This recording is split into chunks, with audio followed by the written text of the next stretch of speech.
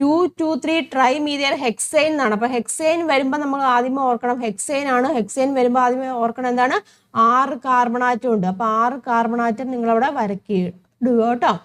6 carbon atom ഇടുക. Then എന്താണ്, bonding, single bonding അവിടെ കൊടുത്തേക്കും കേട്ടോ. സിംഗിൾ ബോണ്ടിങ് അവിടെ കൊടുക്കുക. പിന്നെ നമുക്ക് നോക്കി വെച്ച് കൊടുക്കാം പിന്നെ കേട്ടോ.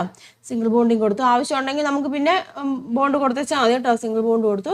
പിന്നെ എന്താണ്, 2,3,3 ട്രൈമീഥൈൽ 3 മീഥൈൽ ഗ്രൂപ്പ് ഉണ്ട്. 2-ലുണ്ട് 3,3-ൽ. അപ്പം 2 എന്ന് പറയുമ്പം ദാ ഇവിടെ ഒരു CH3 ഉണ്ട്. പിന്നെ എന്താണ്, 3,3-ലും ഉണ്ട്. അപ്പൊ 3-ൽ 2 എണ്ണം ഇല്ലേ. ഇവിടെ ഒരു CH3 വരും.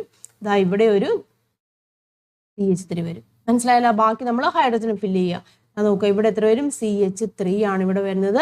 ഇവിടെ ഒരെണ്ണം ഉണ്ട്, 2 എണ്ണം ഉണ്ട്, 3 എണ്ണം ഉണ്ട്. അപ്പൊ ഇവിടെ ഒരെണ്ണം, ഒരു ഹൈഡ്രജൻ മതി. ഇവിടെ 1, 2, 3, 4 അവിടെ ഫില്ലായി. അവിടെ ആവശ്യമൊന്നുമില്ല.